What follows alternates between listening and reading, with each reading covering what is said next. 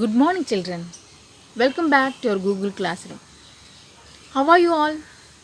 I hope all are doing good. In the previous class, we discussed the topic pronouns and its categories, right? We learned personal pronouns, possessive pronouns, reflexive pronouns, and emphatic pronouns. Today, we can discuss the rest of the pronouns. Are you ready? Let's start with interrogative pronouns. I know all are familiar with the word interrogative, aren't you? Where did you hear this word interrogative? Yes, interrogative sentences. It is a question. We use WH question words and auxiliary verbs also to ask or to frame interrogative sentence. Here, which are the WH words? What, when, where, why, who, whose, whom, etc.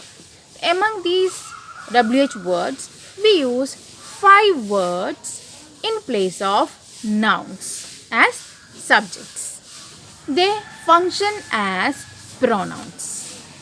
Such WH words are called interrogative pronouns.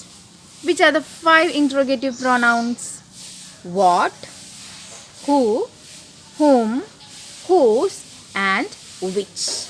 These are the 5 interrogative pronouns. When WH words are used to make questions and are used in place of nouns as subjects, they function as pronouns. Such pronouns are known as interrogative pronouns. For example, who is at the door? Who is at the door? So here we use the WH word who to ask question, and the word who is the subject or the noun of this sentence, and it acts as the pronoun here.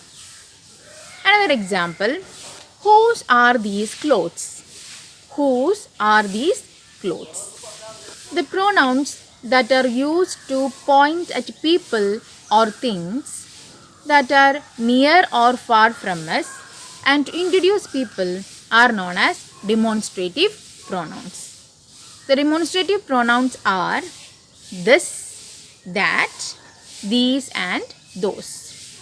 We use this and these to point at the things or objects, people or objects which are near to us.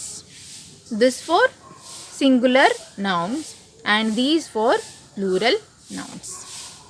We use that and those to denote or to point at the things or people which are far from us. That to denote singular nouns and those to denote plural nouns. Example, these are expensive. How much are those? This is my brother. That is my sister. Indefinite pronouns refer to people or things in a general way without exactly saying who or what they are. That means we are not specifying the person or the thing. The indefinite pronouns are somebody, someone, something, everyone, everybody, everything, anyone, anybody, anything, no one, nobody, nothing, etc. Example, everybody came for the meeting. We could see everything clearly.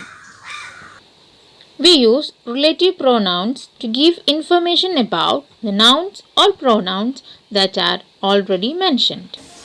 It also refers to the noun that comes just before it. They are commonly used to join sentences. The 5 relative pronouns are who, whom, whose, which, and that. We use who, whom, and whose to refer people and which and that to refer things. Example, the girl who is standing there is my cousin. You must meet Anjali, whose songs are famous. Today we learned interrogative pronouns, relative pronouns, demonstrative pronouns and indefinite pronouns. That's all for today. We have some textual activities related to this. Do the activities A, D, E, F, G and I. We have one more topic in this lesson, that is pronouns or determiners, that we can discuss in the next class. A YouTube URL is attached related to this topic. Watch the video. A test paper is included. Submit your answers as soon as possible. The notes of this topic is also attached. Learn it. We can meet in the next class with the continuation of this lesson. Thank you.